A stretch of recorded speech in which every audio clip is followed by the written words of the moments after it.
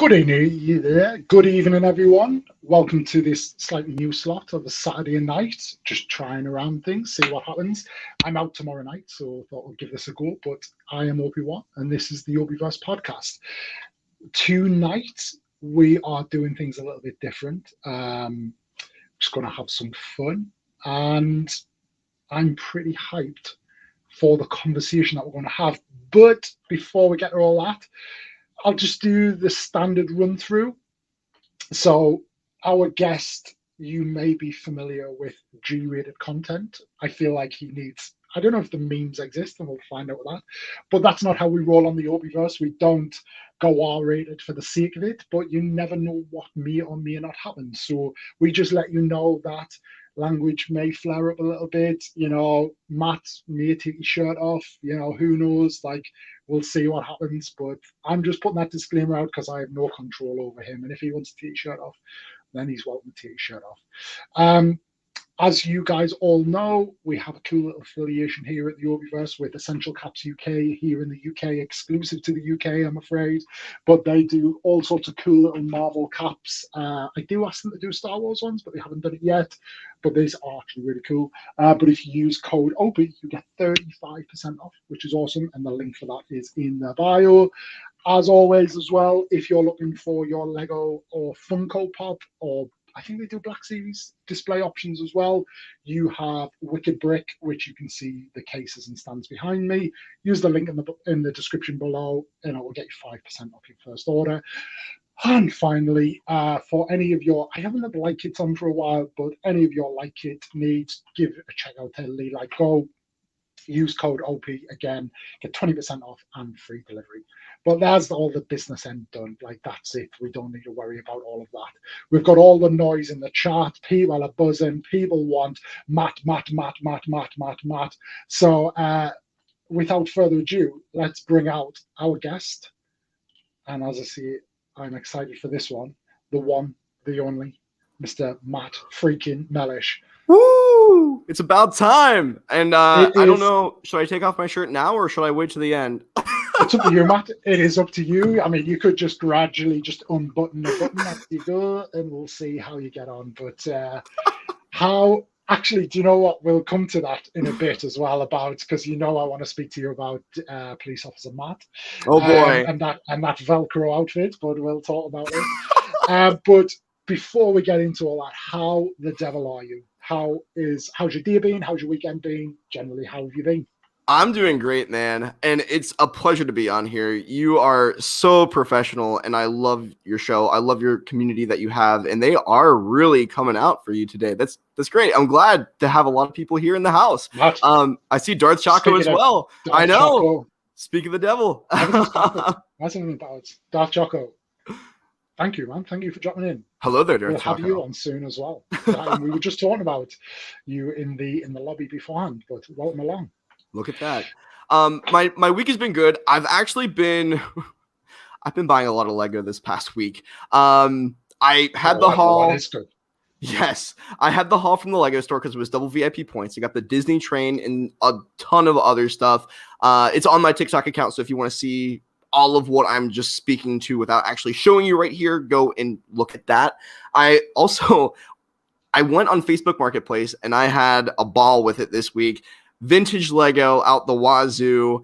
We had Classic Space and Lego Towns that I got from a seller for only $30. I talked him down from $50. He originally had some Mega Constructs that I was able to get rid of and have him sort it to be just the Lego.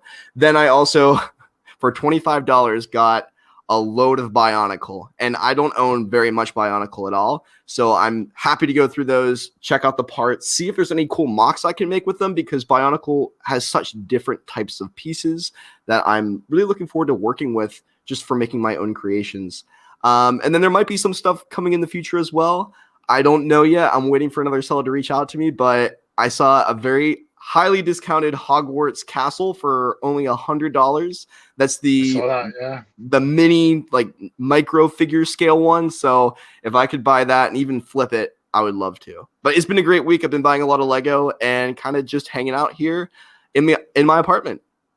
So I would assume you are penniless right now then. I'm not completely broke. You know, everybody thinks that like, oh, you buy a lot of Lego, it's super expensive, so you're broke. Well, I mean, everything that I get from TikTok, I try to put it back into it from at least the donation side. And when I get, you know, creator fund, look at that, very nice. When I get creator fund money, I try to also find a way to reinvest it somehow, either within the account or buying something that kind of goes along with it. But the donation side, I specifically like to put towards the Lego fund, since I feel like that's what people are genuinely donating for.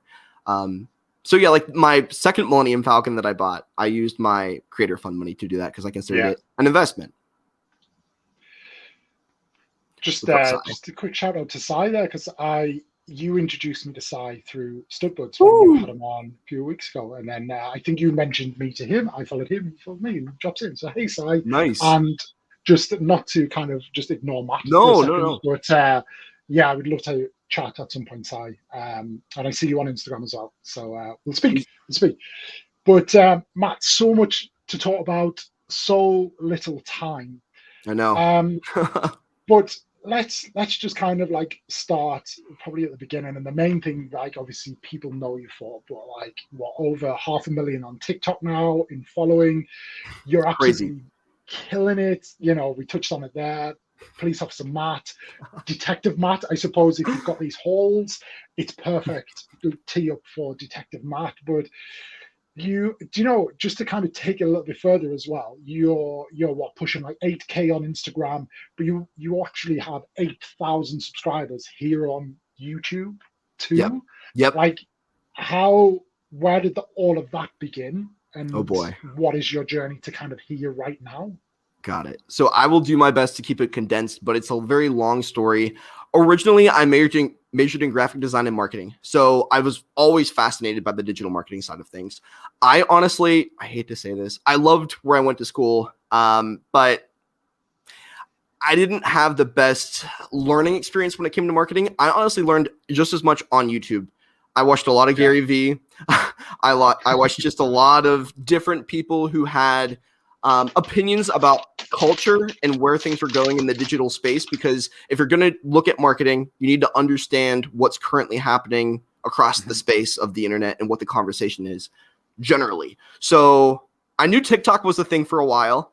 My junior year went and worked at the Disney college program. So my intention was to originally work there, like since I was a kid. I wanted to be some sort of artist, some sort of designer there.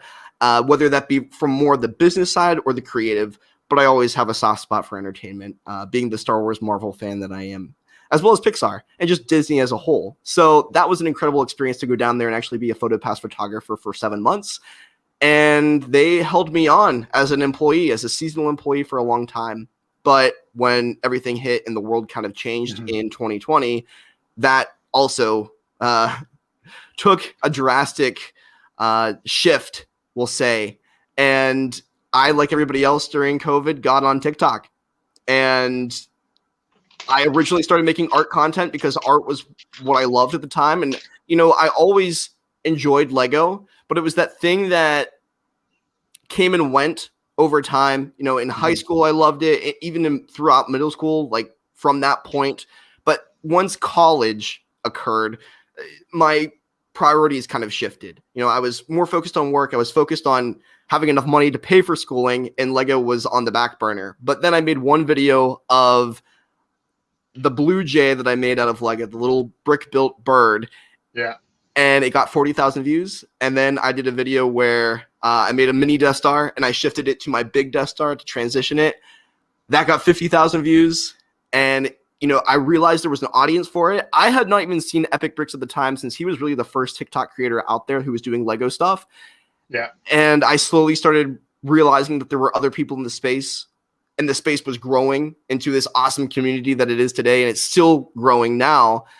And, you know, I wanted it to be a full-time thing. I wanted to work for myself. I view working for myself as like the ultimate end goal, but, you know, I'm keeping my expectations low because I know how inconsistent it is, and I know how inconsistent it is too. YouTube, I know, would be something really that I want to get off the ground, but the plane just hasn't left the runway.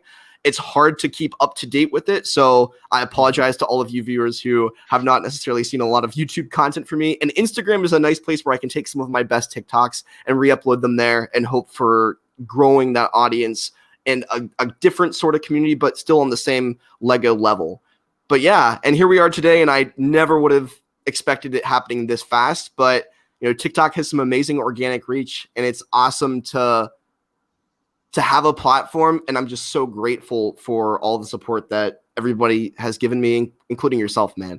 I really appreciate your friendship, and it's a wonder to have so many different people out there who support my crazy hobby. Do you know, like, yeah, totally take that on board. But what I would say, Matt, is, TikTok is so inconsistent. It is. You only get that support if you're kind of almost worthy of it. Like, you can have the followers, and I say this quite often. Followers don't really mean anything on TikTok. Not the number. It's so I work in banking, and I used to work in business banking with business customers, and business customers would come in and be like, I'm making all this money and all of that. And we would always say there's kind of three things. So turnover. So when people talk about their turnover, that's a vanity project. It's it doesn't really mean anything, because you could buy a million things for $999,999, and then sell them for $1 million, but you've made $1. But then you would say after that, profit is sanity. So that's then you're starting to make sense. But actually the reality is cash. Actually what you have is cash. That's the reality. And when I apply that to TikTok, predominantly TikTok, it's almost like followers are vanity, but then views are sanity, because views count, views are great, but likes and comments and shares, those are your reality. That shows your engagement in that. But when obviously we see you're right up there. And I think probably of what the probably the year I've known and followed you now, and hey Ethan, I would probably say you're having your best run and spell of content. I think you've created your niches. You've always had the mat dance, which we'll talk about a little bit more, but you've always had that, which is great, and it's bloody hard to do. Thank you for doing it, by the way. I really appreciate that. As long as you're having fun, you don't have to be perfect on point with it, but it looked like you were having a great time. And I love that video, man. Thank you for doing that. It was cool. It was cool. When I realized that I wasn't going to nail it in the timeline that I had, I then had to put the spin on it of being that it's killing me. But yeah, it is I couldn't even figure out what you were doing whilst I was actually watching it. I couldn't figure out, but I'm not a dancer by any means.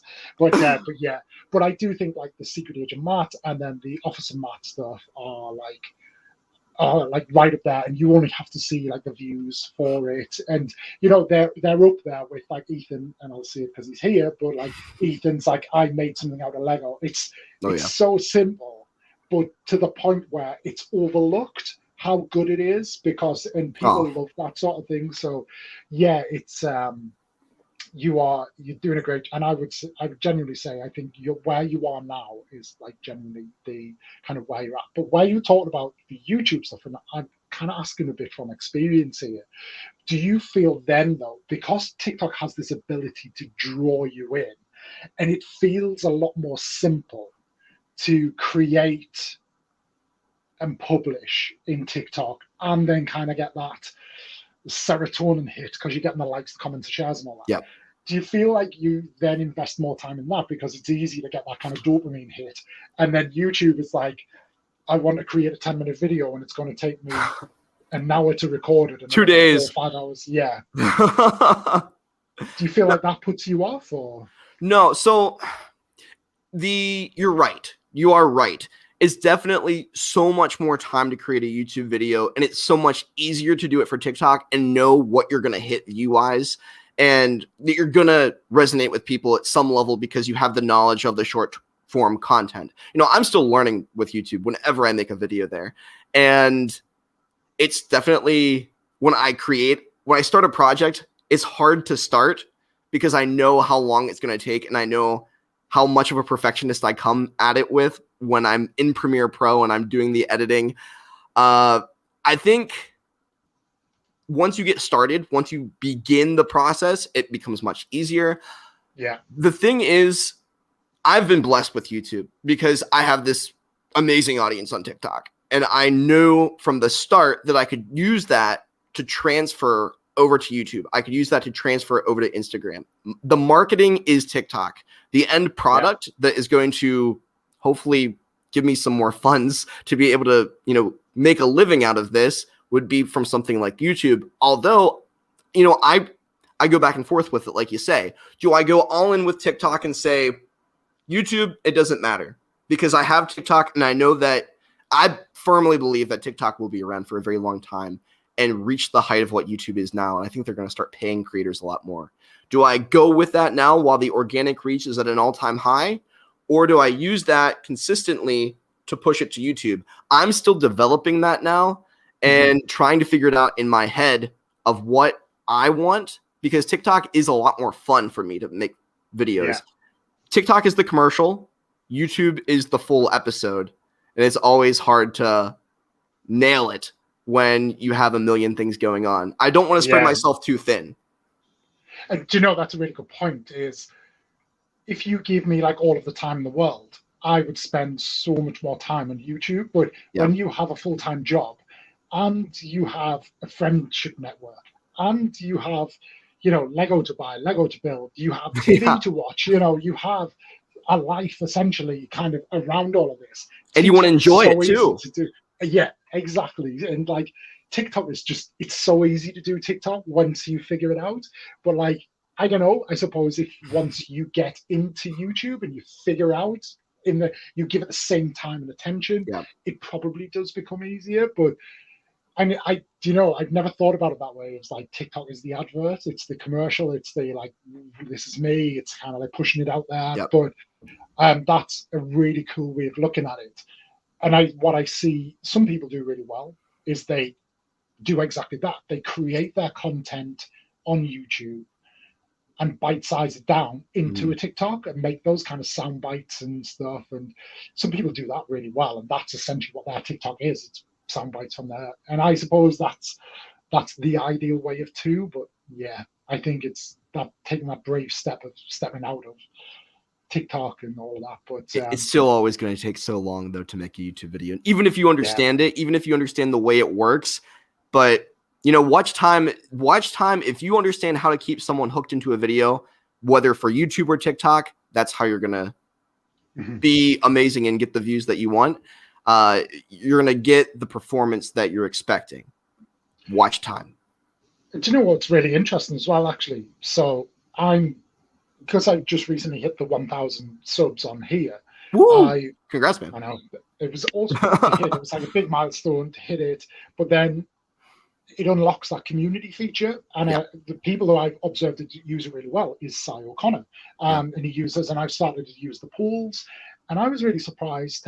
He put a poll out this week or so around what people's ideal length of video was. And I think people came back and said it's like 10 to 15 minutes, like in that.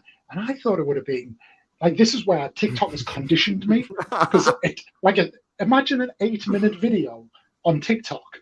Like it would have no watch time anyway, and it would get no engagement.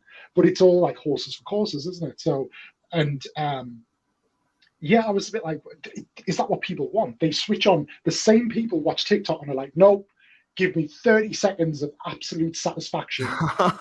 But when I go to YouTube, I want you to go deep, and I want thought, I want consequence, I want a hook, I want a twist.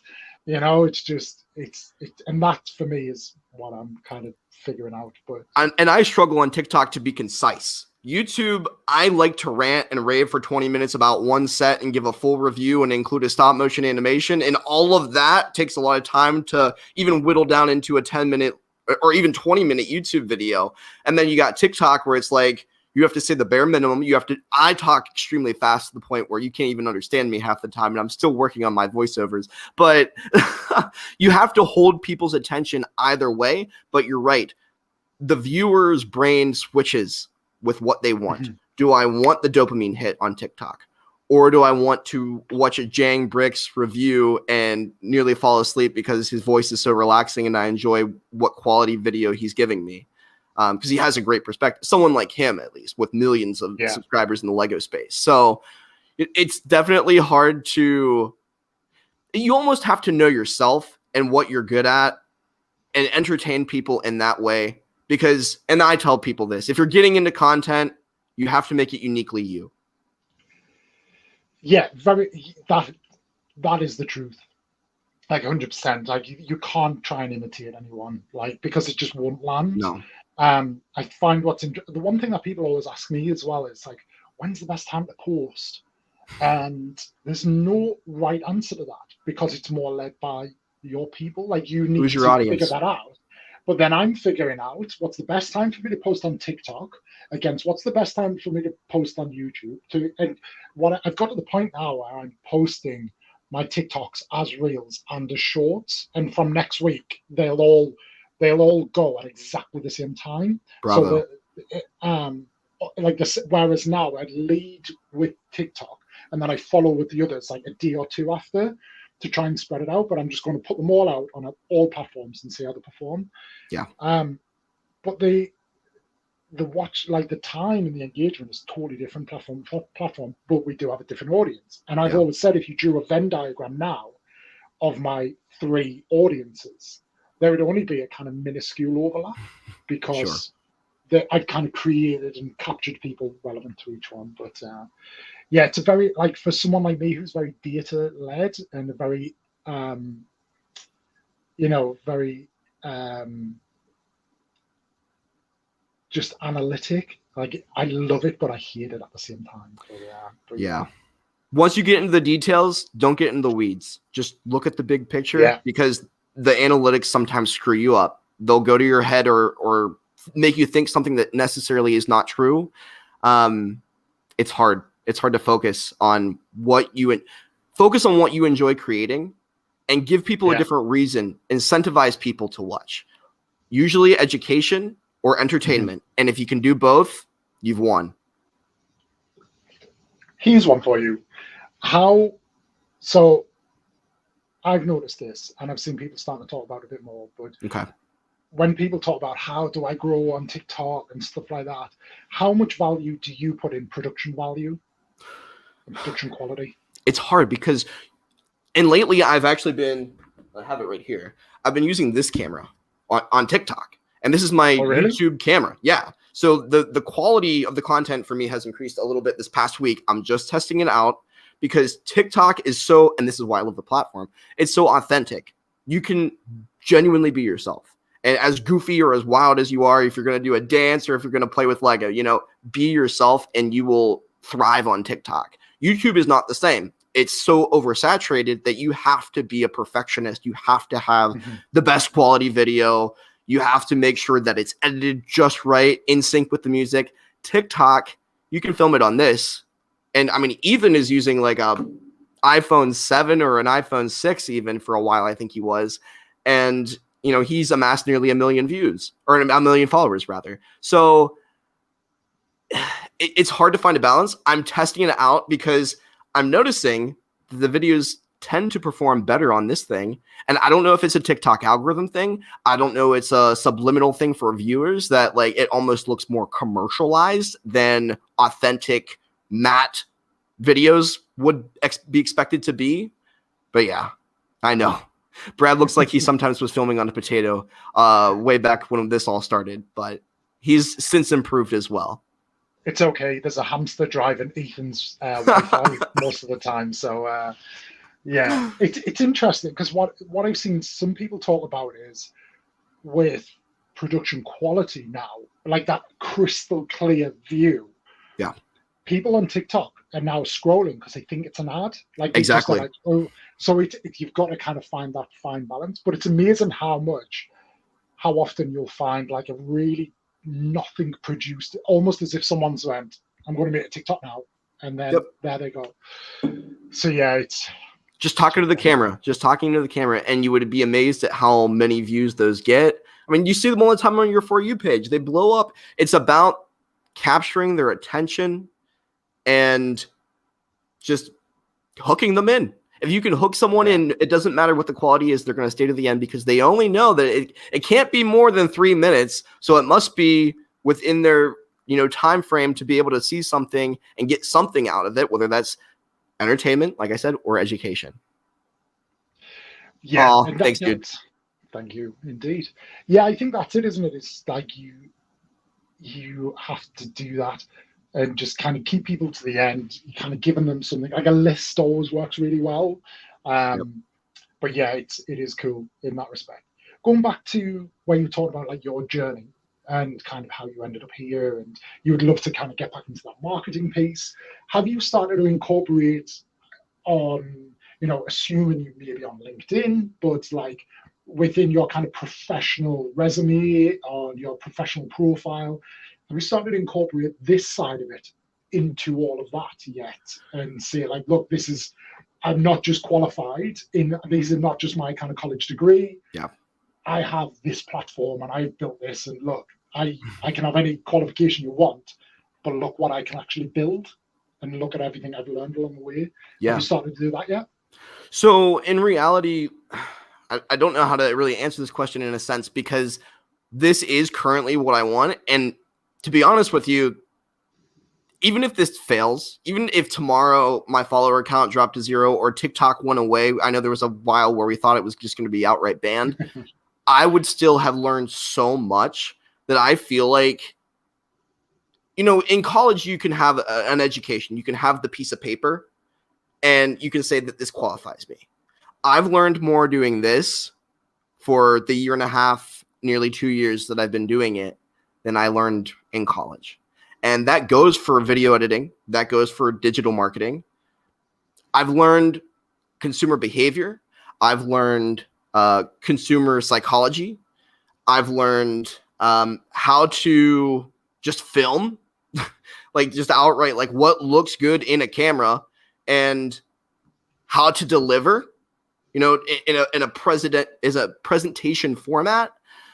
I've learned how to talk, which honestly, here's a Opie-verse exclusive. I had a YouTube channel way long ago, under a pseudonym name, and no one knew about it. No one, like 0, like my parents, my mom, not even my dad.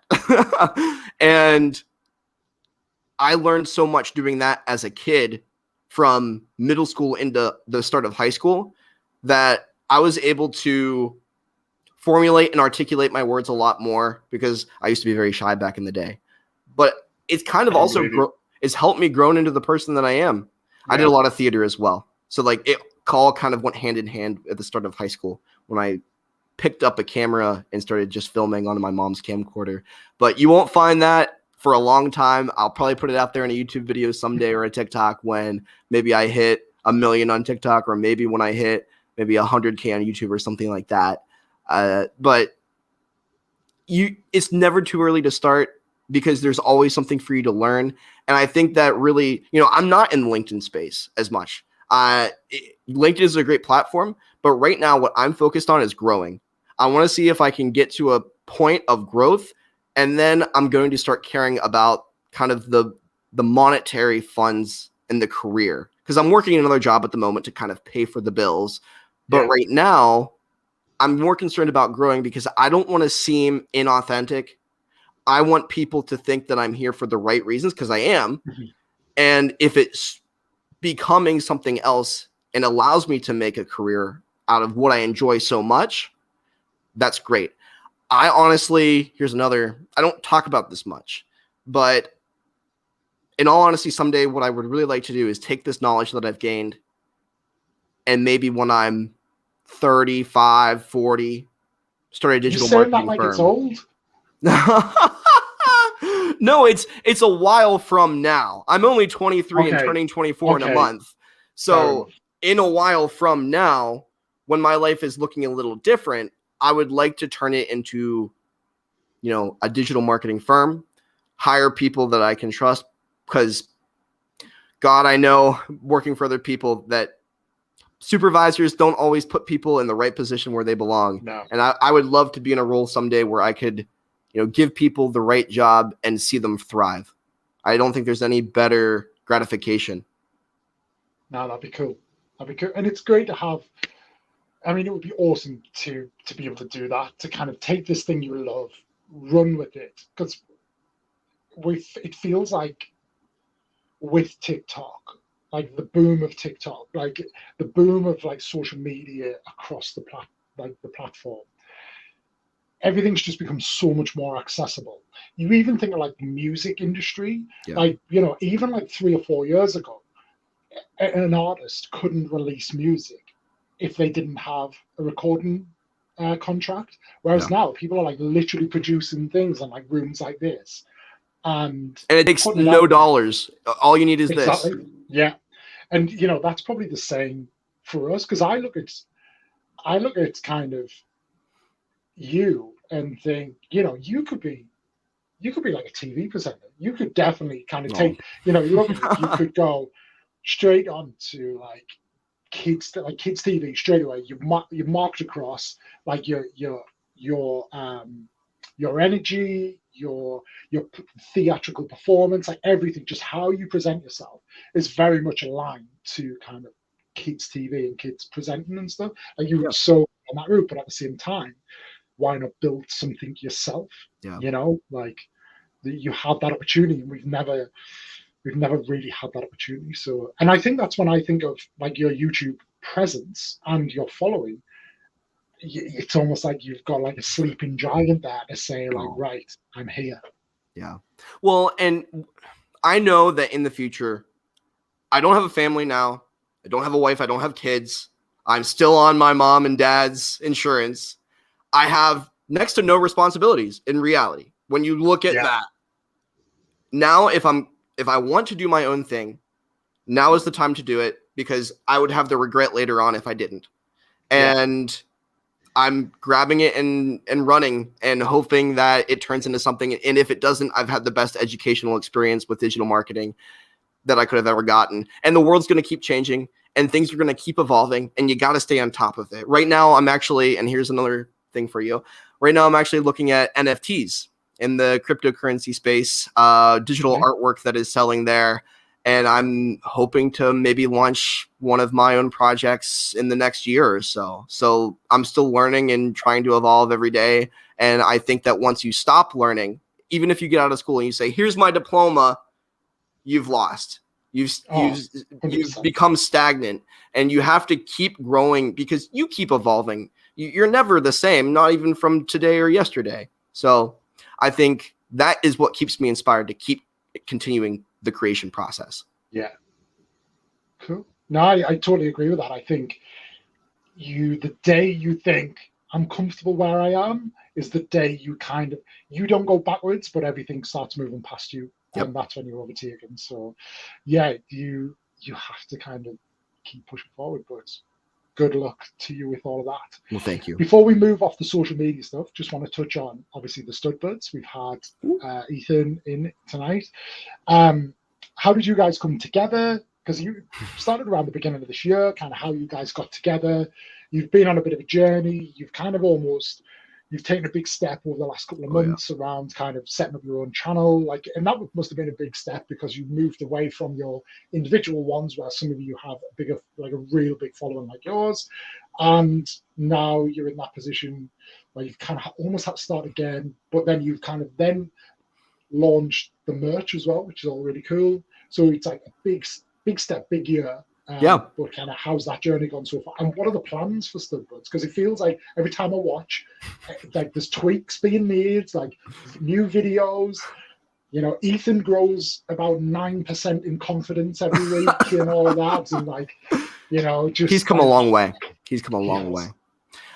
Stud Buds is insane, right? So with the social media aspect, I've had a lot of fun making content, but like you, I've made a lot of great friends along the way.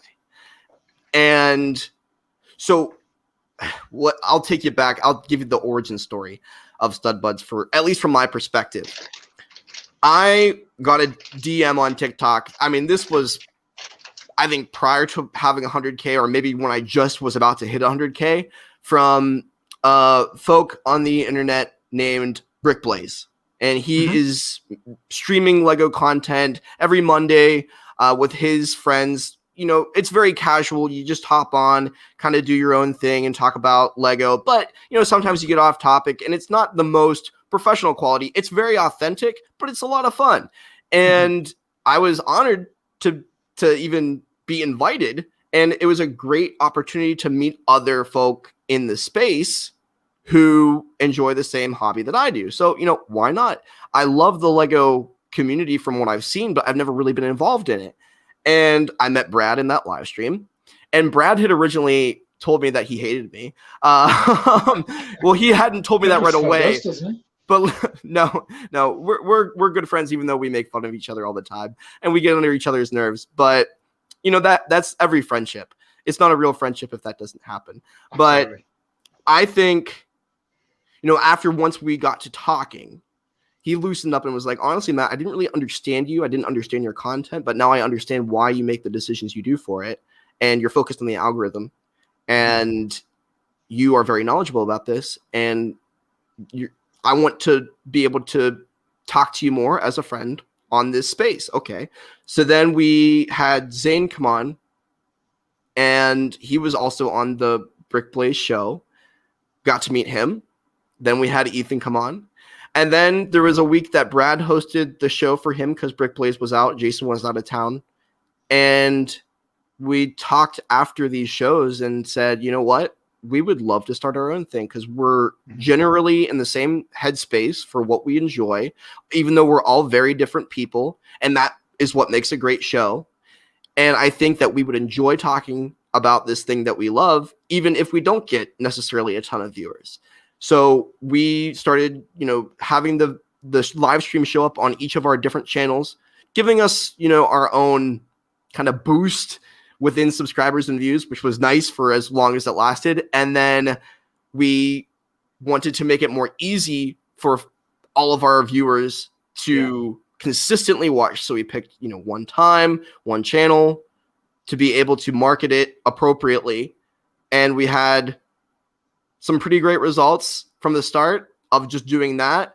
And we are still learning and growing every time we do that show because, you know, and we talk after every show and kind of go over how we did and what we can do to improve. Zane's mom is our best critic. Big shout out to Fun Size Lisa. I love that woman. But we know that we have to be able to keep growing in order to keep progressing. And so we started making segments. I cover Lego investment. Ethan does the mocks. Brad does tier list and Lego news. And Zane does trivia time. We have a blast. It's always a ball, regardless of even if there's 10 viewers or, 100 viewers, it doesn't matter because it's a group of 4 friends just talking about what they love. And that's the key, isn't it? Like I do this because I want to talk to people who interest me and who I want to kind of have conversations with. And then I'd like to think that my kind of immediate community are a bit like, oh, I wouldn't mind watching that conversation. Yeah. And, some people are in live, and then it's surprising how many people.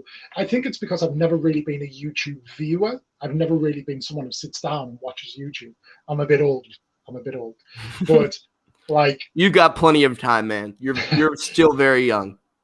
But it surprises me how many kind of more views you get kind of after the stream and stuff. And I always appreciate that. But I don't get too hung up on it. It's like, like I would love to get to a point where I do make more YouTube videos. And I think those are the ones that, for me, I'd be more like kind of mindful of views and stuff on. But the streams are very much for me and kind of the people who watch to just kind of learn more about people. Because I'm always kind of thinking, we were talking about this prior, we get to see kind of Matt Mellish almost like the character because we get to see you on TikTok. Certainly as in the kind of UK and Europe, when you go live on TikTok, it tends to be very late in the night and through the night. So we tend not to see that side of you.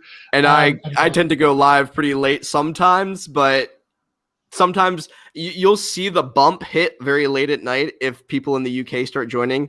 at 1 a.m. That happened when I was building my Marauder tank. I think you joined for a little bit then as well. But you're right. You're right that this is kind of Matt and Opie unplugged, whereas that's what I should have called the show. Opie unplugged. I love it. I love the Opie-verse. I think it's well titled.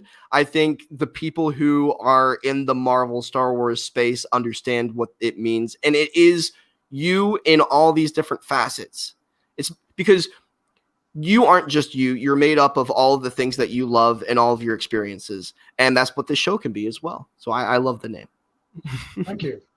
That's a nice little segue, actually. So I'm not going to leap in on Lego because, one, I think anybody who does know you and watches you, they see so much of like your Lego stuff, and then obviously, particularly on Studlets, we get to see and feel and hear what you're supporting.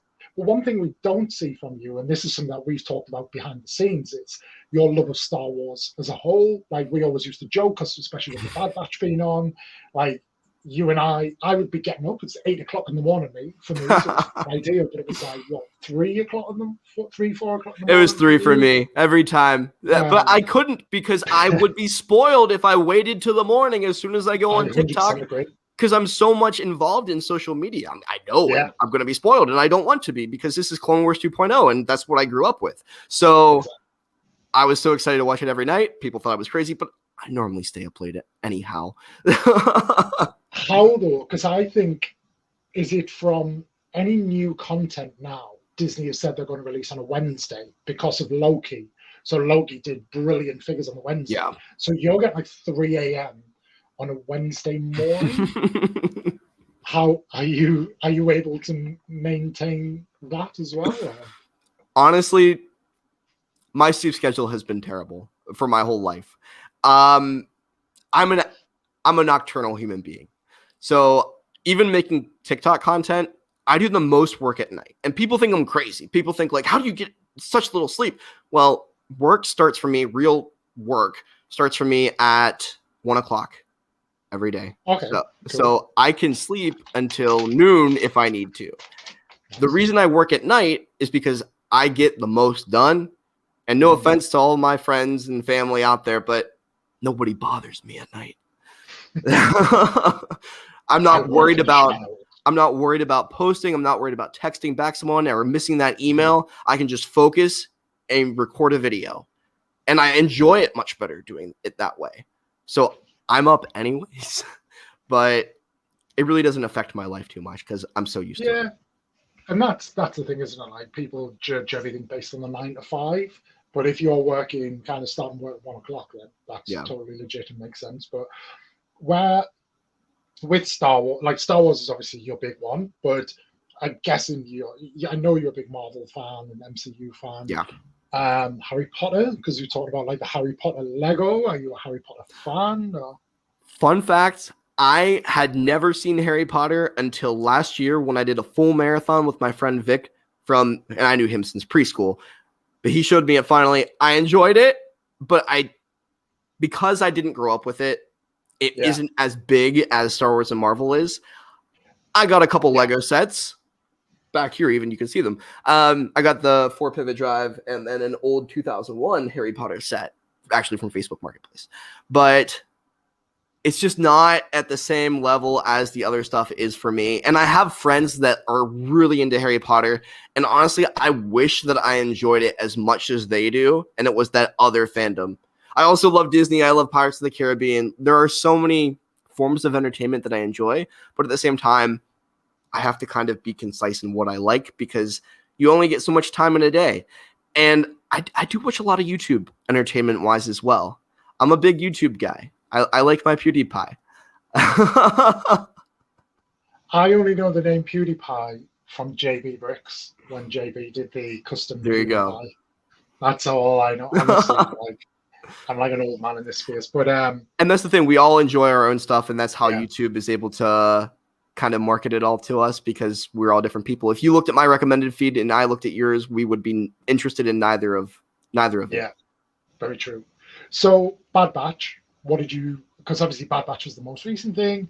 What was your kind of overall thoughts on it as a series? See, it's also been a little while since I've watched Bad Batch, but as a whole, I really liked it. It honestly felt like the perfect bridge between Star Wars: The Clone Wars and Star Wars Rebels. Because Star Wars: The Clone Wars was a nice anthology with all of these different characters going on these different missions. You had the Anakin Padme episodes, the Anakin Ahsoka episodes, just Ahsoka, Obi-Wan, just an arc about clones, but it was all around that same era in the timeline. Then you had Rebels, which was a core group of people who are forming this larger rebellion that are a part of this single cell, and then as the series develops, you kind of see the scope of where it fits into the larger universe. I think Bad Batch is a great combination because I love the animation in the Clone Wars, and Bad Batch just carries that with it, especially from season 7. But as a whole, I tend to see them going off like Rebels did on these different side missions that don't necessarily, at the first view, fit into the broad spectrum of what the show is and the overall story. But I think going into season 2, a lot of those filler episodes are going to matter a lot more than we thought they did. And I don't know, one of my favorite episodes of Bad Batch is actually like the Hera episode, and we only see the Bad Batch for a very short period of time. And I love that they did that because that's such a Clone Wars thing to see. I think it's the perfect balance between the two shows.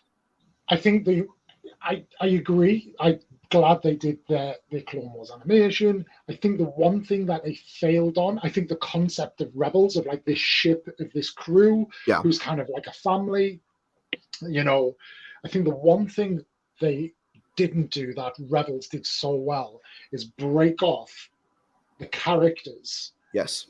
And kind of like Echo and Tech, it was a running joke. like Echo's one line is like, "Yes, I'm Echo." Like, you know, and just they really focused on the Hunter Omega partnership with Wrecker there, then Crosshairs over here. And I just think they could have kind of just created dynamics where they peeled characters off and just give us a little bit more time with them. And I think that's one thing that Rebels did fantastic. They took Ezra and put Ezra over there with Zeb, and like that was the perfect one. And then I had him with Kanan, then, you know, Sabine. So and we saw them all kind of interact differently. And that's the one thing. And I think with the length of the series, when it was like, 15, 16 episodes, it was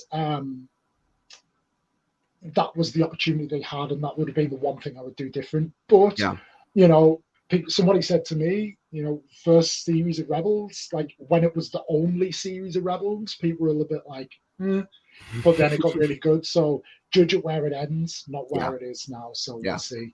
I do. But, go ahead. No, go for it.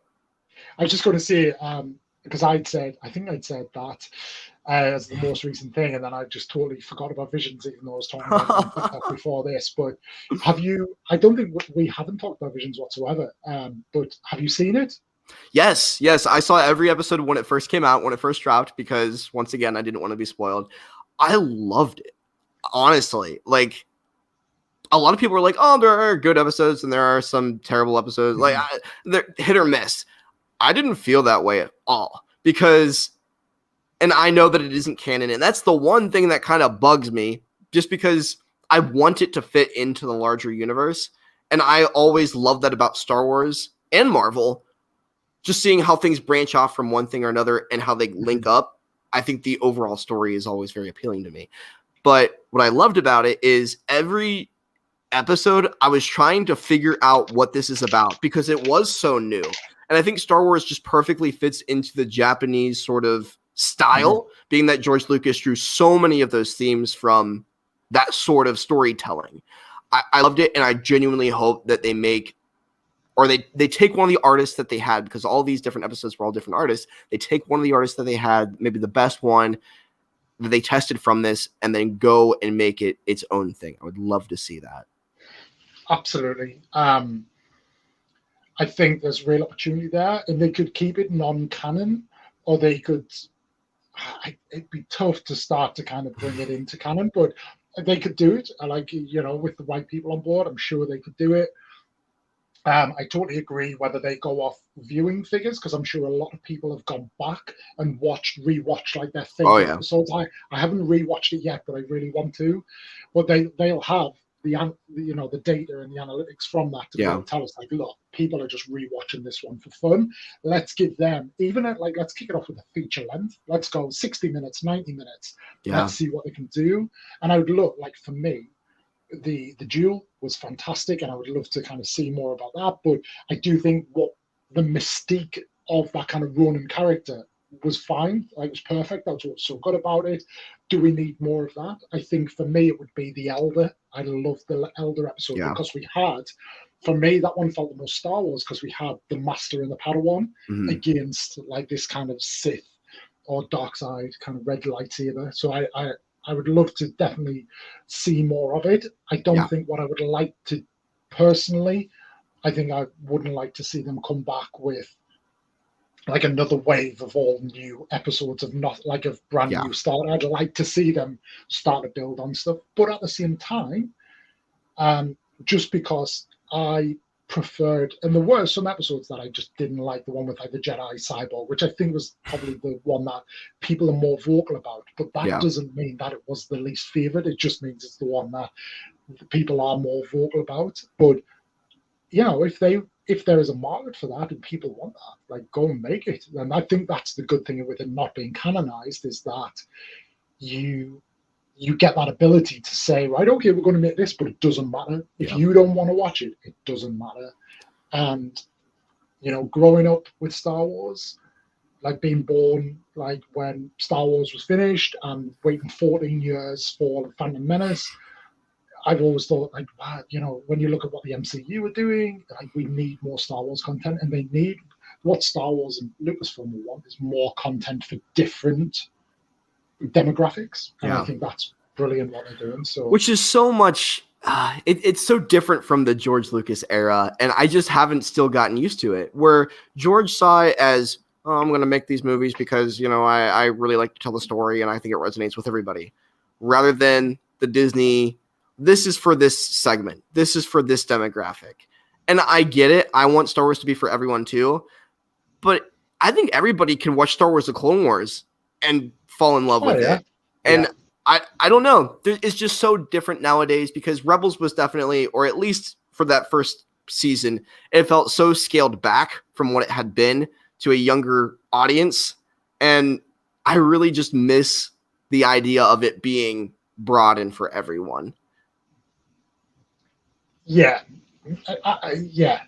But it seems so calculated now. That's my problem. Yeah. And I think it's just because it's so unfamiliar. Whereas I think when we look forward, when we get a year down the line and then we look back, I think everybody comes along for the journey now. Yeah. I think just, the Mandalorian. Oh, that changed everything. But I think everybody loves it, but everybody loves it for different reasons. Exactly. Everybody has different favorite episodes. And like, I love that, we always had this thing around original trilogy fans and then prequel fans and stuff like that. But things like The Mandalorian starts to kind of bring everything together. Yeah. And then you've kind of got that space in the middle. So yeah, it's I'm super excited. But if you say next 12 months, what are you most excited for? That's such a hard question because there's so much stuff coming out now. The first thing up is Book of Boba Fett, and I'm really looking forward to that. I love what they did with the character, bringing him back and actually making him be much more of a character than he's ever been in Star Wars in the original saga. I am really hot on the Obi-Wan series because I'm excited to see Hayden Christensen back. I'm a big prequel fan. And he's coming back in Ahsoka as well. Yes, from the little leak that came out yesterday or the day before. There's just so much coming out, and it's all connecting very well for me because I grew up with the prequels. I grew up with Clone Wars, and The Mandalorian ties into that mythology so well. Book of Boba Fett continues on that. Mandalorian season 3. I don't know if you saw this, and I'm sorry if I'm not allowed to talk leaks here, but Snoop Dogg. You can talk about whatever you want. Snoop Dogg. Did you see that photo of him in Mandalorian armor? I don't know if that's real or not, but that would be amazing. I know George Lucas originally wanted Tupac Tupac to I think play Mace Windu. So I mean that kind of goes along with the theme, Right. but I think I don't know what Ahsoka is yet, so it's hard for me to say that's really what I'm looking for. But I love the character because it's what I grew up with, and I just always love when she shows up. I feel like it's going to be more Rebels as well than Clone Wars. Yeah.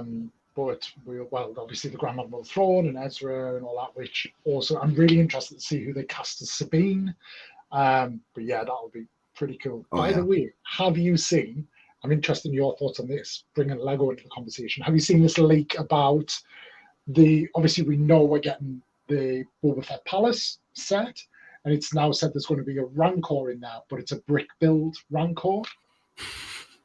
Well, I think any day of the week, and let me grab it without taking out my whole Jabba's Palace setup back here. I think any day of the week, this guy's going to always be better. 100%. 100%. Not really hot on the brick built figures at any rate. I honestly love the unique molds that Lego can pull off, and just like the articulation of this guy with his arms moving up and his hands closing in. If even the jaw and like you can fit a whole Gamorrean guard in there, like that's insane. Or 4 Grogus. There you go. I remember that piece of content from you. This is very nice. You know, that series I still also, and with Obi-Wan even, I understand what the idea is, but it's hard for me to completely be on board and be sold for it when I haven't seen a trailer, when I don't exactly know where it fits and what it means for the character or characters. And the one thing I love about the Disney Plus stuff and the Mandalorian is they didn't give anything away. No. There were no spoilers. Like there were no like hints of anything. And I love that. And obviously that's why I take your point about like watching it. Like I'm fortunate, 8 a.m. and for me. But yeah, it's that thing whereby anything can happen and we all react together. And I think that's so cool. Yeah. But I would probably see some people quite often ask me like what am I most looking forward to, but I would say the Boba Fett series just because it's first. Like, why would I look past that? It's like it's going to be awesome. I feel the same way. To see what it is, but especially with the director on that one, who did the third or fourth to last episode of season 2. Amazing director. I love what he was able to pull off with all the choreography and fighting. He actually, I don't know if you watched the behind the scenes special with it on Disney Plus. His kids, he used his kids to choreograph that at home to understand where the shots were going to take place and how it would look. They were wearing like stormtrooper gear and a Boba Fett helmet. And then he took that knowledge, that experience, and put it behind some of the choreography in the actual episode with Boba Fett fighting off the stormtroopers with his. Nice. So that's the Tython episode. Yes. Nice. I didn't know. I need to watch those. The gallery, is it the They're gallery so good. episodes? It's one of those I just need to spend a bit of time and just go in and watch them. But yeah, I always see like the clips of them on TikTok or Instagram and stuff. And the best of. Need to go on and watch that. What about outside of Star Wars? So, and yeah, I'm not just talking Marvel. I'm not just talking any like even media. Like, what are you looking forward to over the next kind of 12 months? Sure. It's always hard because I never with this world crisis mode that we're always in nowadays, it feels like with everything changing constantly, I know I used to know exactly what the release date was, what the schedule was. Okay, this is coming out here, this is coming out after that, and so on and so forth. But the timeline has been all shifted. And I know that Spider-Man is coming out fairly soon, and I'm very excited for that. I think that is the next thing in general that I'm really hot on, because we all have these different expectations, and I want to see if they can pull it off. Like, I'm more intrigued by the idea of what the story is than, I don't know. For the past year, everybody has been talking about it so much, and I want to see what the long-term effects of it is for the MCU, because I love what Loki did with branching off into the different timeline spaces.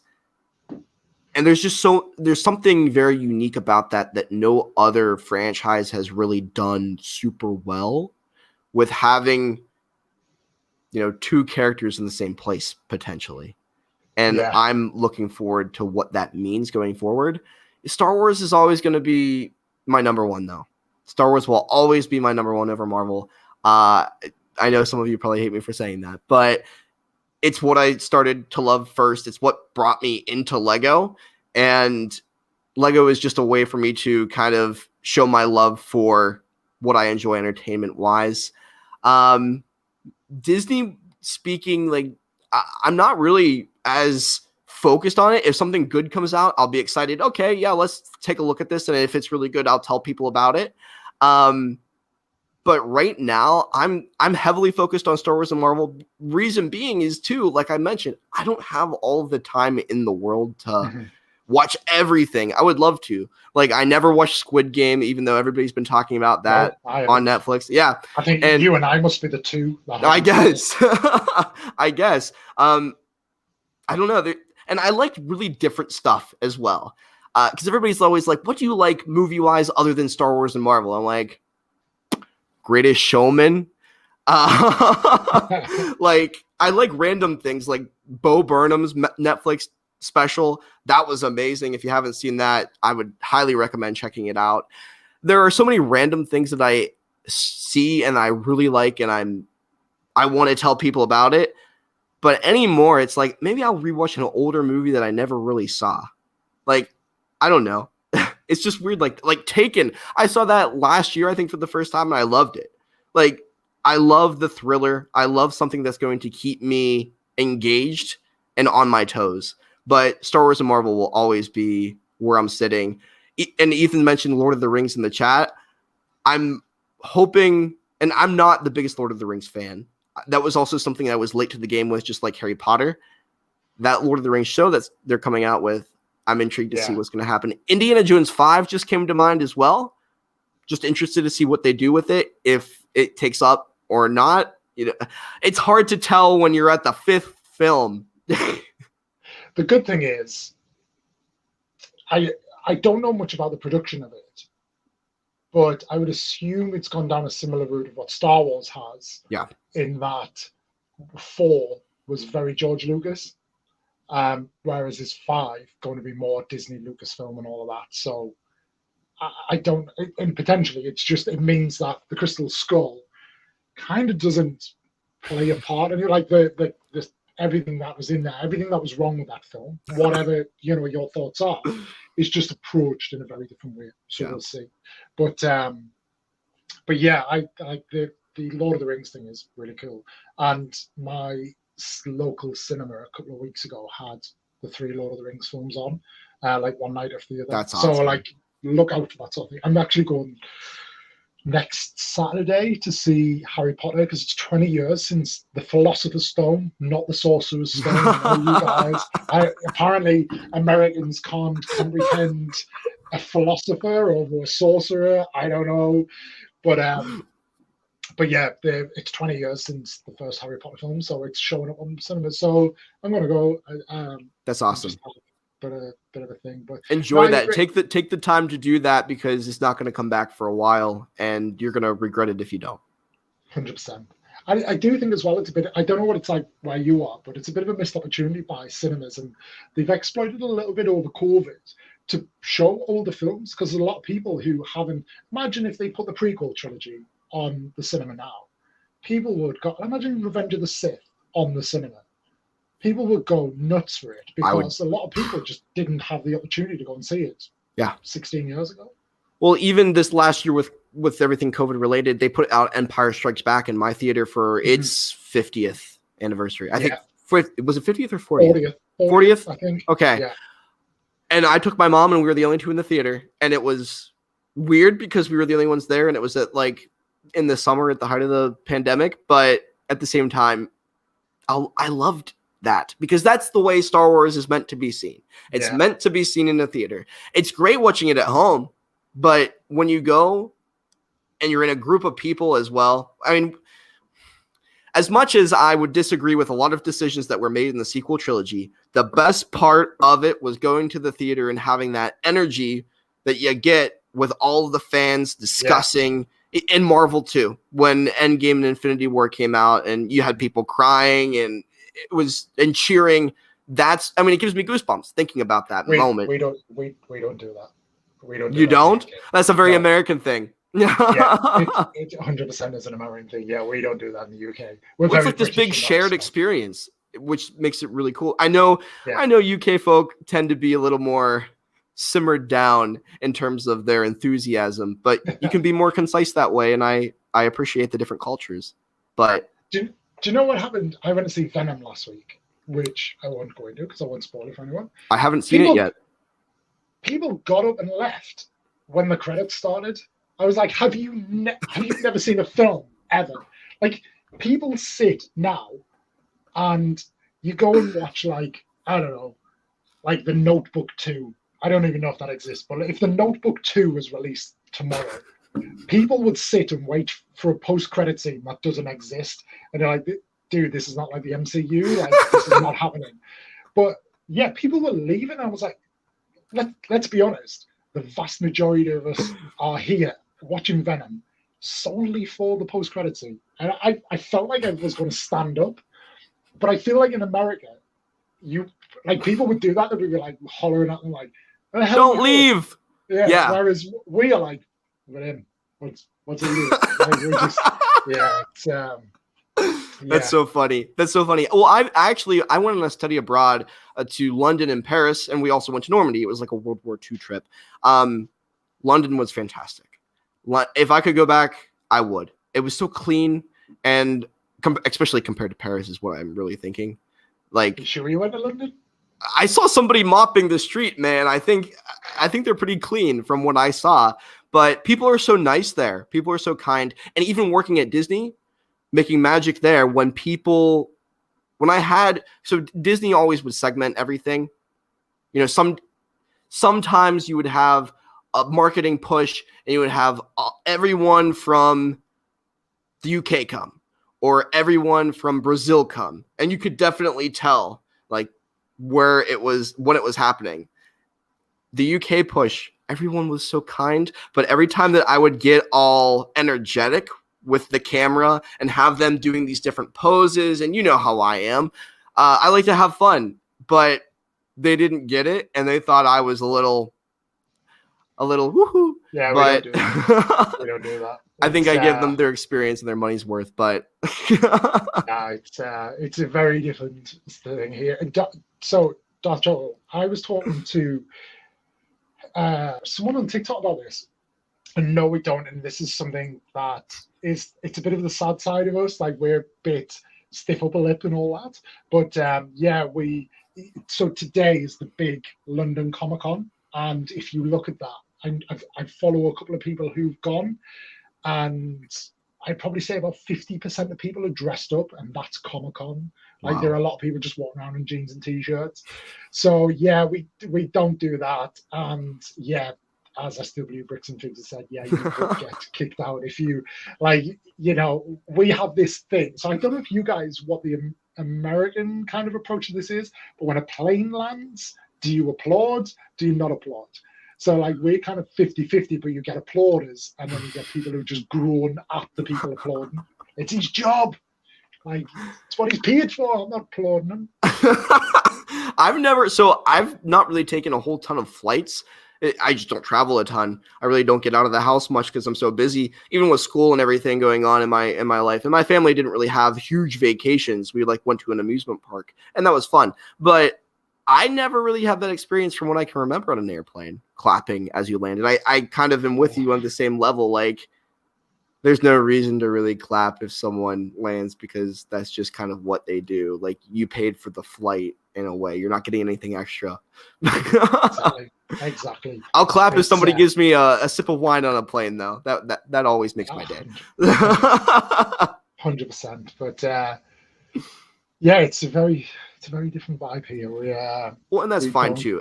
Everybody shows their emotions differently, and I think that's what makes it so unique. You know, that's what makes the world so special, is that everyone has their own things that they enjoy, and they can enjoy that fandom how they want to, whether they're going to dress up, whether they're going to be more casual.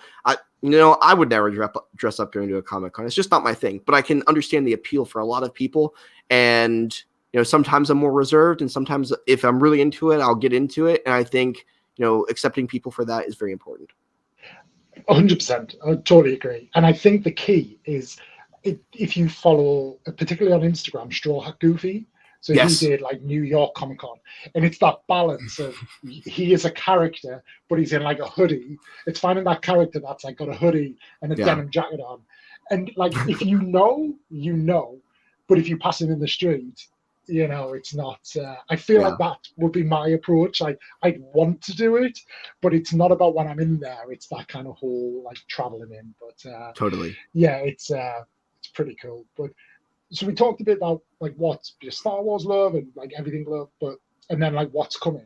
But when we talk about like the developing and like the endless like future that we probably have with Star Wars, what would be if you could create a show or a movie of your choice within the Star Wars universe and it's canon, what would it be? Oh, that's so hard of a question. While I'm thinking about that, you saying that, also, I always get sad by the fact that I know that I'm going to die someday and not be able to see the rest of Star Wars. I'm going to miss content. Okay. I know it's going to happen eventually, but I would really like an Old Republic style series, something before Episode 1. I want it to be an ongoing live action series, though. I want the story is told in a way that I can understand because I never really got into that side of the universe. And I just don't understand it the same way that a lot of people do. Like, I know Chaco is super knowledgeable about just everything Star Wars related because he reads all the books, he reads the comics. And I used to try to do that, but there's just so much and so little time. He actually said this week as well, he would not like a High Republic visual. But then Element 7 came in and said, I have to disagree. And I think that's the whole point, right? Is just everybody wants little things. So, yeah. But I would even go, I think the High Republic can stand on its own. I would much rather it be closer to Episode 1. Because I forget, how close is the High Republic to that? Isn't it like 300, maybe 600 years? Yeah. I'm trying to think how old. It's like Yoda's the key, isn't it? Like Yoda is the... I'm sure it's like 300 years before, but I haven't read. I've got them downloaded on the Marvel Unlimited app, and if you're not using the Marvel Unlimited app, use the Marvel Unlimited app. There you go. Yeah, I've got them downloaded, but I haven't read them yet, so I don't have that. But I would guess around 300-400 years. If Choco's still around, I'm sure he'll comment because he will know. It goes Old Republic, High Republic, and then Republic, right? Like current Episode 1? I think so. I think so too. Yes. I think so too. We'll either go way past the High Republic and go back, or go closer to Episode 1 and do some Plagueis stuff, because I think that would be a lot of fun.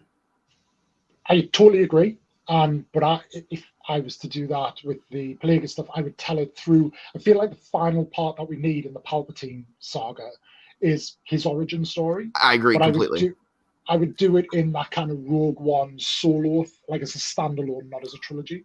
Sure. But whilst delivering a new trilogy as well. I think the trilogies really work really well in Star Wars. So just with a little bit more kind of pre-planning, like we go into Episode 1 knowing what we want to deliver. But yeah. I mean, I would love a one-shot series, kind of like sort of the way they're doing Marvel, with like 8 episodes, Palpatine Plagueis doing that story, and then and people are going to hate me for saying this, I would love a Solo 2. You'd love what, sorry? Solo 2, or like a series going off of that, because I just don't think it got its worth. I want to see more. And that wouldn't be the one thing. If I was to pick one thing, it would probably be Old Republic. I would probably want to go before the High Republic, do some Revan stuff. Just introduce me to it in a visual format, because I don't have the time to play video games, and reading is never my strong suit. I'll read the first chapter and then have to put the book down and forget what I even read after a month. No, I agree. So I have read, when I was away a couple of weeks ago, it was the first time, even though I'd read it entirely, but I'd always read it in bite-sized chunks, was Dark Disciple. It was the first time that I'd read There you go. end to end, and it just hits different. Yeah. But yeah, it's you know, the opportunity. Even like as much as I sit here and I always say we need to get away from the Skywalker saga. Like there's so much more, but there's still so much to tell within that, and I agree. And I love this. I love that we're doing more series as well, rather than just actual like movies. Because Well, you get more time. You get more time with the Mhm. characters, and you get to understand all the intricacies because things get. It's like making TikTok or making a YouTube video. You can be more authentic with a show and introduce these different little plot devices and themes that you don't have the time for in a movie, because a movie is 2 hours, especially with Star Wars max, and you're missing out on a lot. I feel like sometimes it's so concise, but then you have the series that can really develop the character and help you fall in love with them even more. Yeah, and I think we see that, right? Like just everything they've done is, you know, across like the MCU. You know, imagine like WandaVision. Like WandaVision went down really well, but imagine trying to tell that WandaVision story in a 90 to 120-minute film. Just wouldn't be able to do it. People are like, what the hell? And you know, why there's this whole thing around. You know, people are like, oh, you know, like people just you don't get the. You know, take Ray for example. You know, the hate that Ray gets, and if you told her story over multiple series, they'd be able to really invest in her and really show and demonstrate kind of everything she went through. You'd be able to kind of really connect with that character a lot more. So I'm all for series a lot more, and then kind of building up, as long as it doesn't end like Game of Thrones. So fun fact, I've never seen Game of Thrones, actually. That's something. Yep, I know, I'm terrible. Well, I say this, but I would like in some way I would say you have to watch it, but at the same time I do think like save yourself the disappointment of the end. Like it's honestly, that's what I've heard. It's terrible. You will never see a series drop off a cliff so much.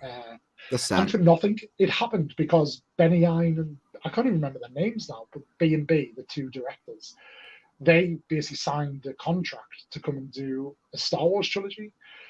So they really wanted to be done with Game of Thrones, and then they ended up not doing the Star Wars trilogy. That's just so disappointing. That's so sad to see something that you enjoy so much too, and that so many people do.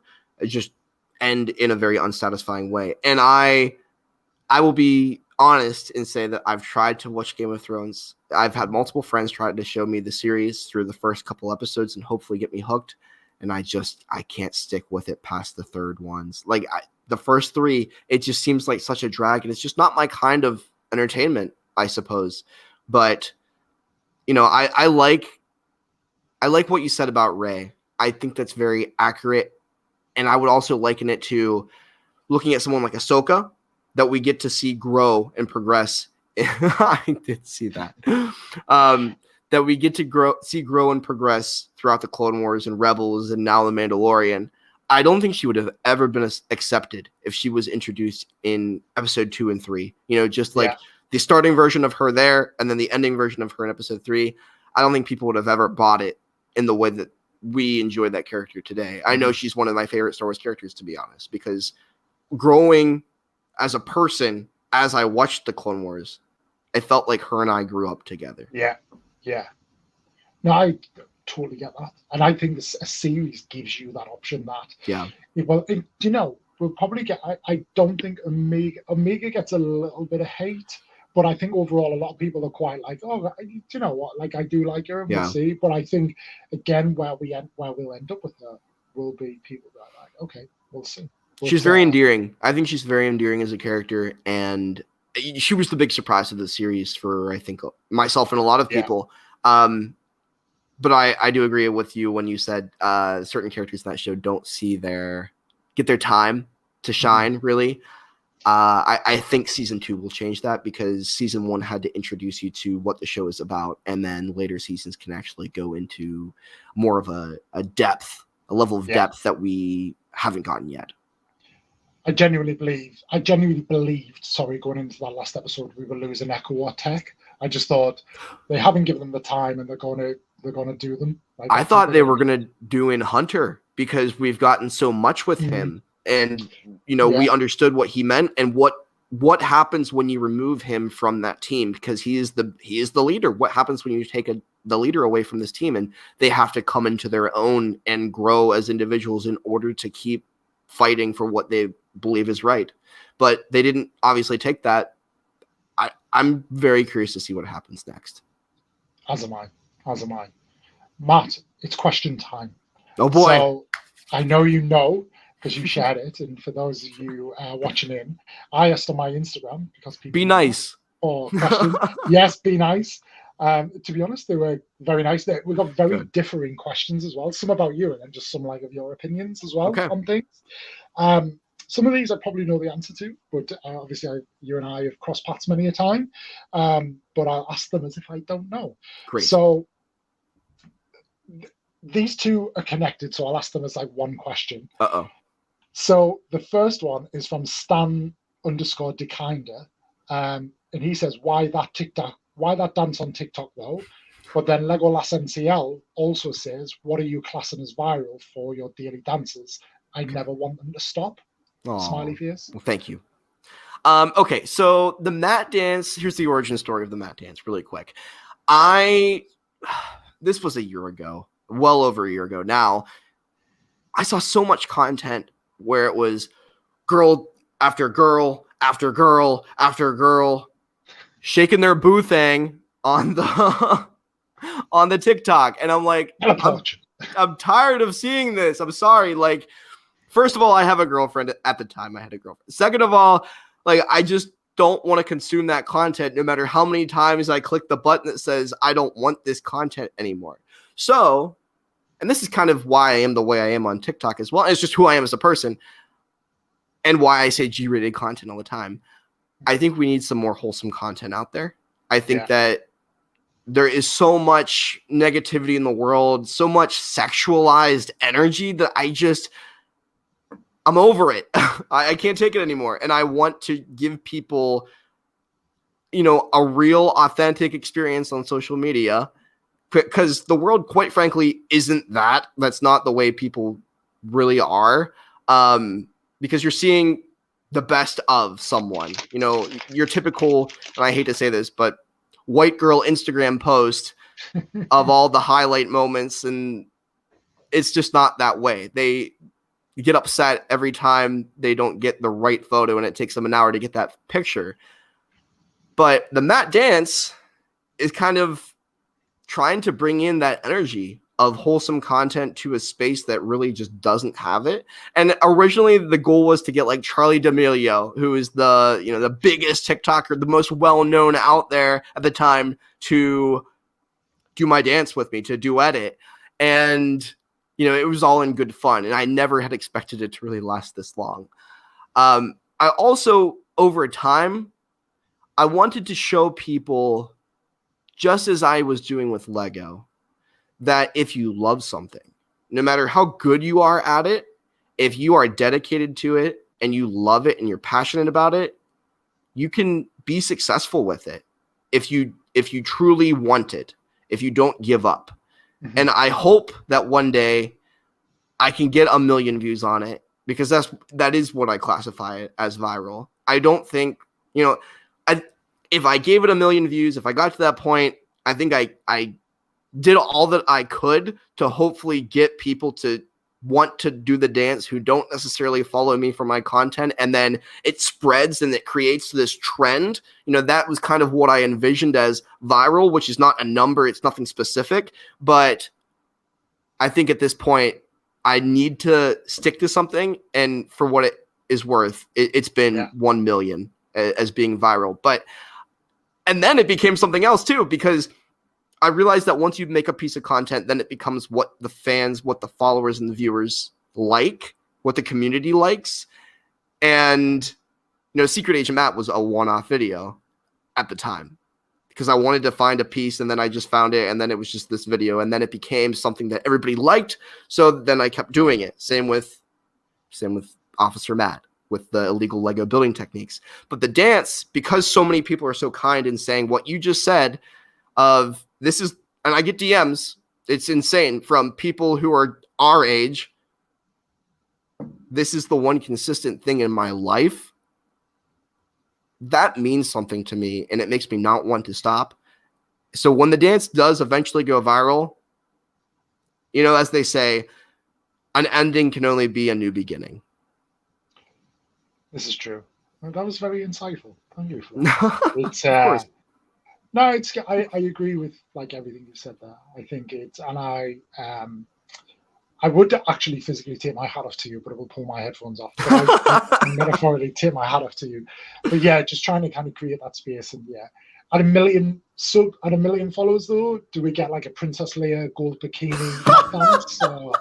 Maybe. I don't know if that classifies as G-rated, but hey, I think that might be the video that would get the 1 million viral views that would stop the mat dance. I've seen people comment do it in a dress. I don't own a dress. I would have to order this Princess Leia bikini. We can get you a dress, Matt. I will buy you the Princess Leia gold bikini if you do the mat dance in it. 100. Get it on your Amazon wish list. Send me the link. I will buy it for you. 100%. I'm holding you to that, Opie. with absolute pleasure. What else have we got? So this is, I don't know whether this one's an insult or this one is a compliment. Be nice. But yeah, so Bushy Brick Studio says, why do you think people don't like you? I love your videos and I love you.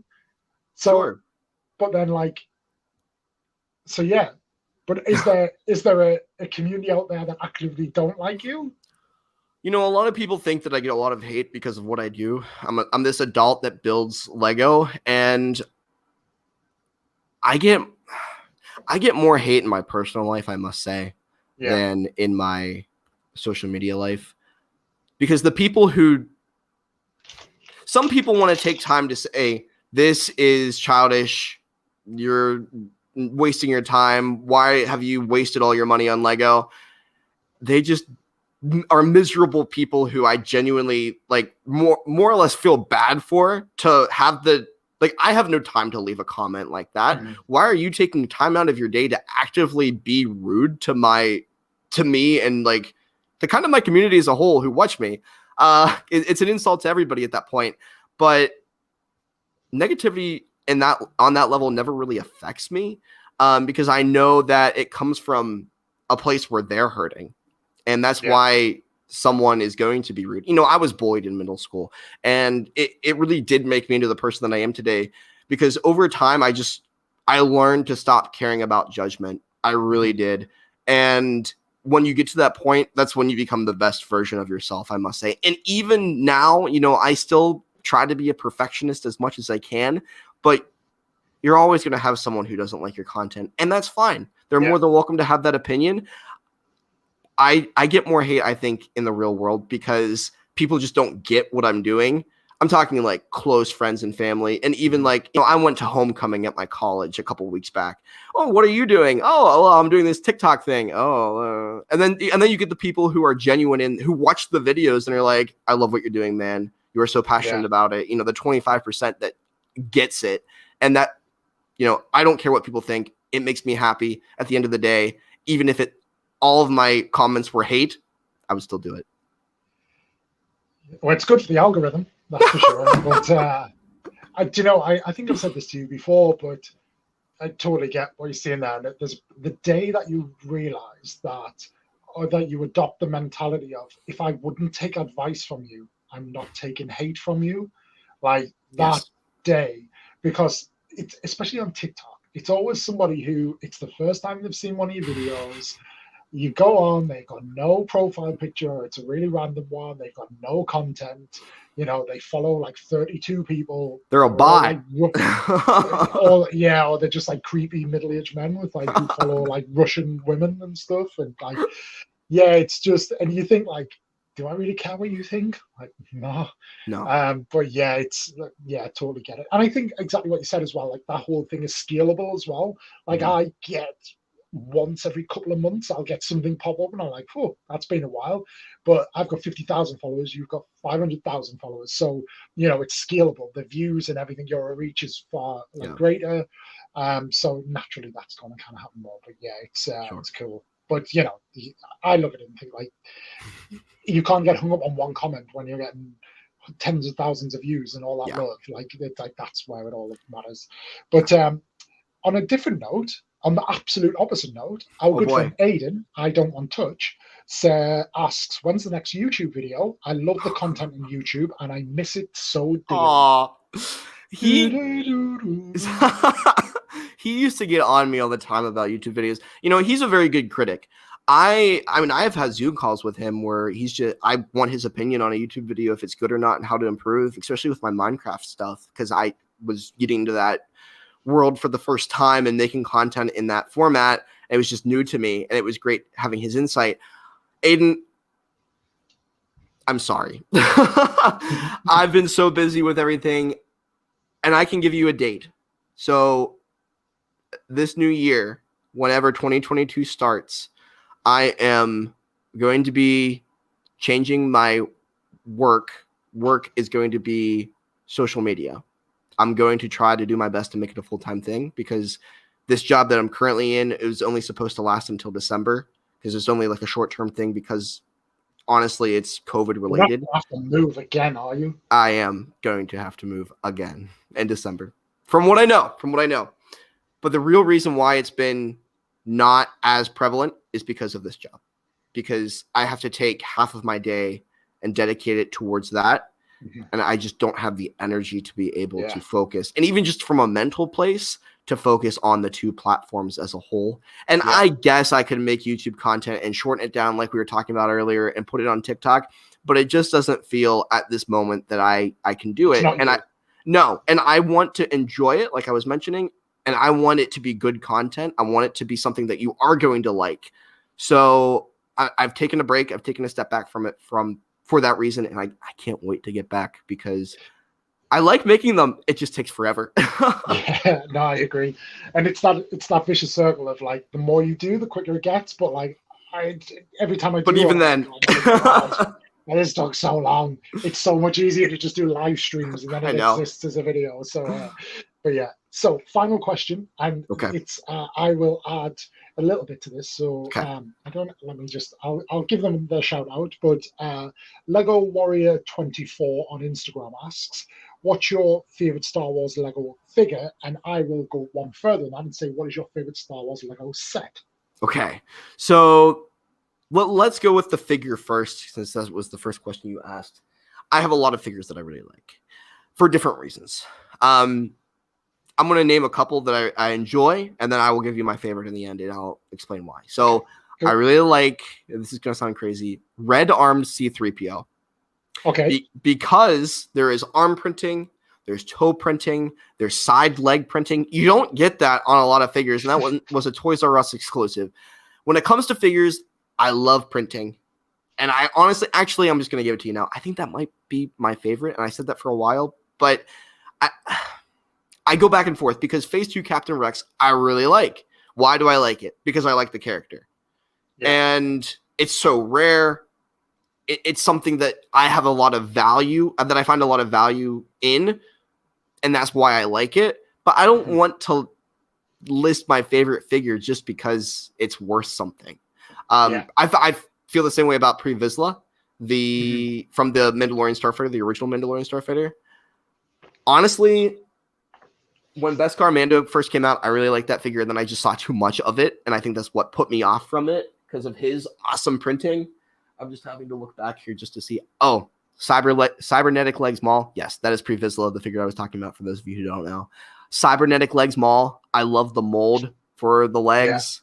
Yeah. I think that's very different from what Lego has done in the past. I just like the uniqueness of certain Star Wars figures, especially.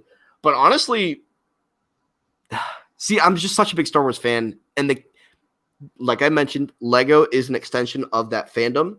So I can't say that my favorite figure is a Marvel figure, just because Star Wars is going to trump anything for me in my personal favorite place within my heart. So honestly, Red Arm C-3PO. And I remember getting that figure. I got it at Brick Fair, Virginia, and I had a lot of fun going there with some friends. And the memory behind it is often what makes something special for me. The Death Star is my favorite Lego set that I own and have built for that reason. I haven't built the UCS Millennium Falcon yet. I'm going to do it once I get to a place where I know that I'm staying life-wise, space-wise, because I can only picture building that, taking it down the highway and having it go into light speed through my windshield whenever I slam on the brakes inevitably. So you want to build the Falcon when you are in the house or the home that you expect to spend at least 10 years in. Yes, because and Zane, my good friend Zane, aka Black Studios, who is in the chat, he told me before, and he said this multiple times on stream, if you don't have a place to display it, don't build it. And I'm using that logic for this. A box is much better to transport than the actual set. The Death Star is my favorite set because when I was collecting Lego as a youngster, I was probably about between 12 and 14 when I got that set. You know, it was $400. It was the original Death Star at the time, the play set. And I was looking at a Brickmaster catalog, right? I saw the dropship AT-OT walkers. And I said, Mom, I want this. It's $250. And on the next page was the Death Star. And she said, well, this is only so much money more. Why don't you get that and save up a little bit more? Isn't that the set you really want? Because look at how massive that is. It's the Death Star. It's iconic. And I said, you know what? You made me think about this now, because my mom was saying you should get a $400 Lego set. Yeah. And I thought to myself, it made sense at the time. I want it. At the time, it made plenty sense. Yeah. And I got it, and I saved up every dime that I paid for it. I know the value of $1. I've learned it throughout life, and I'm grateful to my parents for doing that, not just handing me all this Lego. When I wanted a set, I bought a lot of them on my own. Mm-hmm. And it was so gratifying to get that huge box in the mail, to unwrap it, and over a week and a half, build the Death Star, because I didn't want to do it all at once, and I enjoyed the process. But looking back, if I would have bought that AT-OT, I could have bought 3 Death Stars. Yeah. But just, you don't know, do you? I've seen like sealed Venators are now going for like £900, which is like $1,000. Like, but it's different. The economy is different on both sides. But I know. Like Venators, there's something else that's selling for like $800-900. It's crazy what some of those kind of Clone Wars sets go for. I know. And the Venator, you know what? Sad story. I went to Toys R Us as a kid. I picked it up. My mom said, Toys R Us, all Lego here is worth about $10 more. You pay $10 more than everywhere else. Why don't you wait and pick it up somewhere else? Okay, yeah. It was the last time I ever saw it. And I had it in my hands. But I had to let it go. And maybe someday I'll be able to pick one up for a reasonable price. But who knows? Some things you get, some things you don't. And the process of collecting those stories, that's why I do it, because it's so much fun. I was going to say that was the last question, but I love this question from Ethan. So, and it's kind of open to both of us. So I'll chuck this out to you first. Okay. But like, if you were to do one set as a Master Builder Series UCS, and I think that, the gunship has really shone a light on the difference of these, because everybody wanted a Master Builder Series set, but they didn't realize that they would ask for and are getting the UCS set. Yeah. But if you could do one, what would your choice be? Sure. So I'm such a brick built guy. When I when I build Lego, I like it to be system pieces. I'm not the biggest fan of Technic. I know the Death Star, or the Millennium Falcon has a lot of gray. It's a lot of Technic under there. And it's just, I'm excited to display that. I'm excited to build it. That set is meaningful for me because of what the ship is. If I could, wish a set into existence, it would be a Master Builder, Geonosis, Droid Factory, and Battle Arena play set that you could open up and have it be $500 and have it be epic. You know, you turn a crank and the belt on the droid factory goes and it puts all the parts, you know, it doesn't necessarily put the droids together, but it gives the appearance of it doing that, or it gives the feel of it doing that. I would love it. I would love it. I think episode 2 sets are very underrated. Like they don't make very many either. No, and I think it's actually a great film for sets. So much happens. Like, what's it called? Where the clones are? I always forgot the name. Camino. Yeah, so like the Camino set, like people always talk about that as a Master Builder series set. That would be pretty cool. That would be awesome. Yeah, I just like Jedi Temple. Jedi Temple would be a good one. But for me, actually, it would be UCS, but my UCS set would be the UCS Jango Fett Slave one. But that would be awesome. Specifically, and Lego will never do this because they always try and improve or change or whatever. Sure. But I would make it exactly the same as the Boba Fett one, and just change the colors. And I don't know if they, I don't know if Boba made any modifications, but like I would make it kind of like for like. So if you stood them on the shelf, they're exact same size, very, very close in brick count, like relevant brick count to each other, so that they stand next to each other. Because I just think if you did a slightly bigger one or a slightly smaller one, it makes the other one irrelevant. So that would be my choice. And I feel like we'll probably get that in some respect. But you, Matty, you have Rollo's approval. Nobody gets it. So I'm going to get you a badge made up and said, I did see Rollo a while back made a video aimed at me rather, I guess, for not knowing the difference between a headlight brick and a snot piece is really what it should be referred to it as, or not a 1x1 brick with knobs on the sides. There's your correction. So shout out to Rollo. It gets a lot of noise, but yeah, man, that Matt has been. We're over, but I don't really care. It's my show. I can do whatever I want. But I always find like when we're talking like this, the time absolutely flies. It does. So much to talk about. Absolutely loved having you on. It's a pleasure, man.